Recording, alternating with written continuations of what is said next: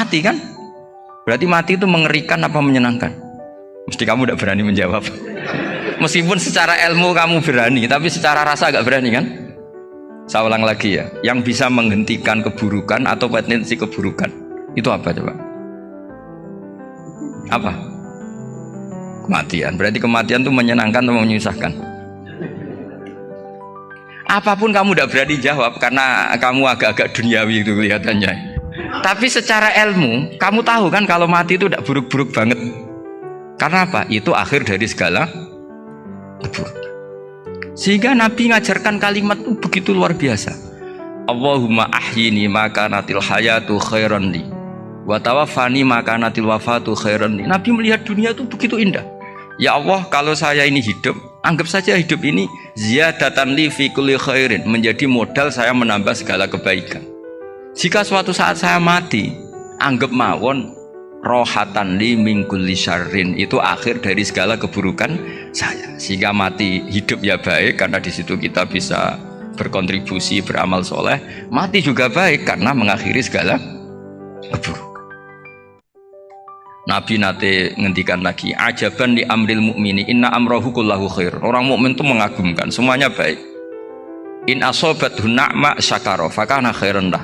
Kalau baru dapat nikmat dia syukur, maka itu baik. Wa in asobatu dharra sabara, kalau dapat masalah mereka sabar, itu juga baik. Sehingga orang mukmin dua sisinya pasti baik. Itu juga kalimat, maksudnya moto atau pegangan hidup. Nah, berikut ini saya beri contoh, ini kenangan saya, ini contoh terakhir. Masalah jadi orang terkenal maupun tidak.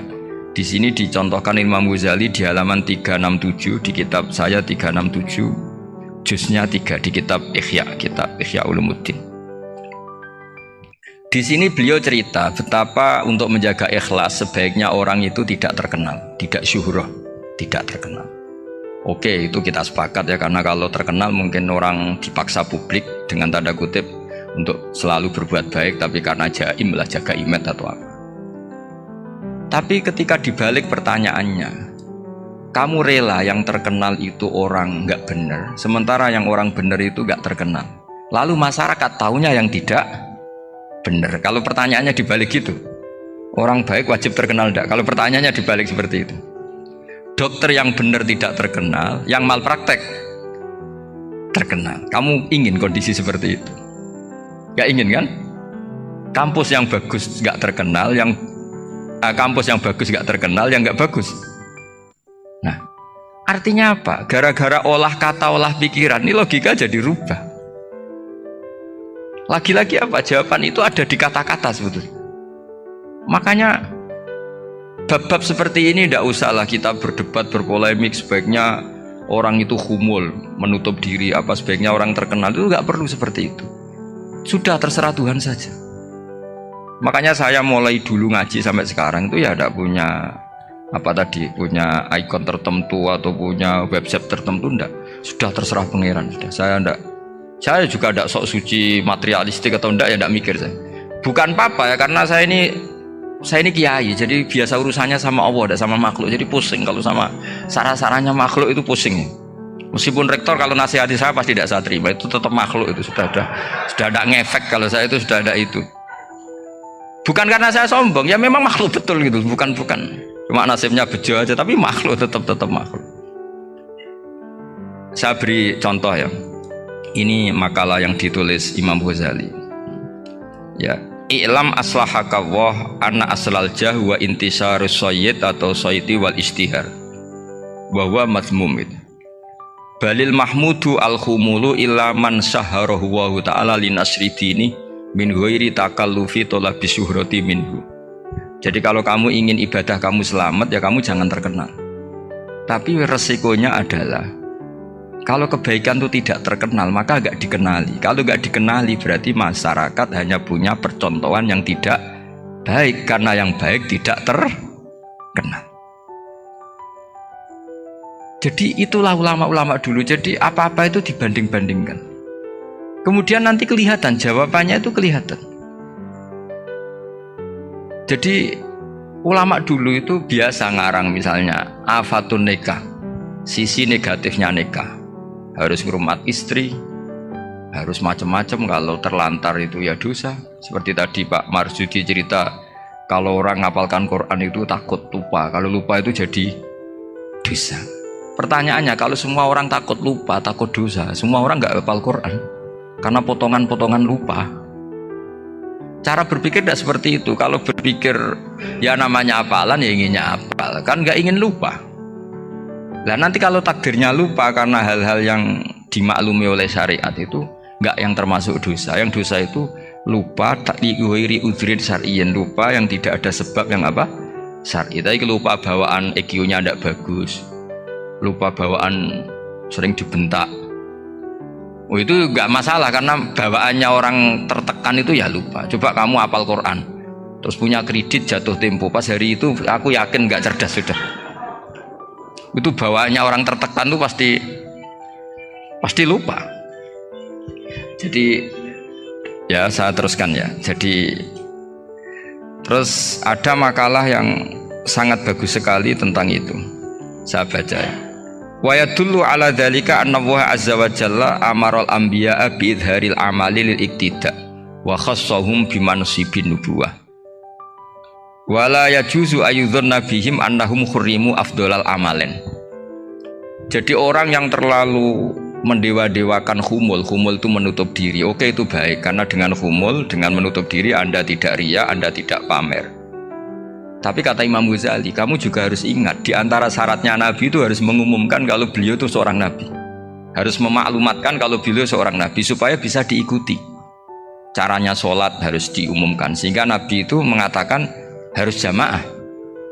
Karena dengan cara jamaah itu bisa shollu kama ra'aitumuni usolli. Coba kalau Nabi sholatnya nggak diperlihatkan, kamu harus sholat yang benar. Caranya gimana ya Rasulullah? Itu rahasia. Bingung nggak kira-kira? Bingung nggak? Ya misalnya amal rahasia selalu lebih baik. Terus ada pertanyaan, Nabi ngendikan kamu sholat yang benar. Caranya gimana Nabi? Ya itu rahasia. Terus gimana coba? Tapi Nabi ngendikan apa? Shollu kama ra'aitumuni usolli. Ya sudah kamu sholat, niru saya sholat. Berarti Nabi sholatnya diperlihatkan apa disembunyikan? Diperlihatkan. Jadi begitu juga saya berkali-kali bilang, orang tahu kalau itu bidan ya berdasar tulisan itu bidan. Tahu kalau itu dokter gigi ya itu dokter gigi. Jangan sampai gara-gara tidak ada tulisan mau beli alat bangunan di dokter gigi, mau periksa gigi di toko bangunan. Gara-gara apa? Nggak ada maklumat. Nah, di sini ulama-ulama selalu memaklumatkan dirinya. Termasuk Imam Ghazali ketika ngarang kitab dinamai Ihya Ulumuddin, bahwa kitab ini bisa menghidupkan ilmu-ilmu agama yang mulai hilang. Begitu seterusnya.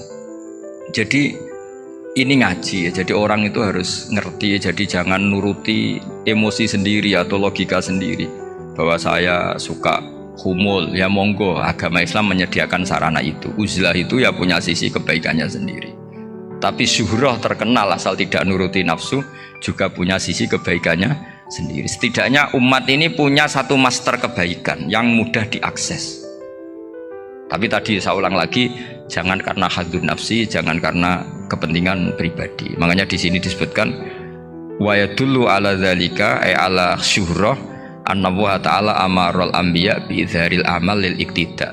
Allah selalu memerintahkan para nabi kalau ngamal kebaikan ya harus dimunculkan supaya bisa ditiru. Yaitu tadi kita tidak bisa bayangkan kan kalau misalnya Nabi menyuruh kamu harus sholat yang benar, kemudian sholatnya Nabi sembunyi. Kalau ditanya, Nabi saya niru siapa? Wah itu rahasia, kamu nggak boleh lihat sholat saya takut tidak ikhlas. Ribet kan? Sehingga jamaah itu statusnya tetap harus.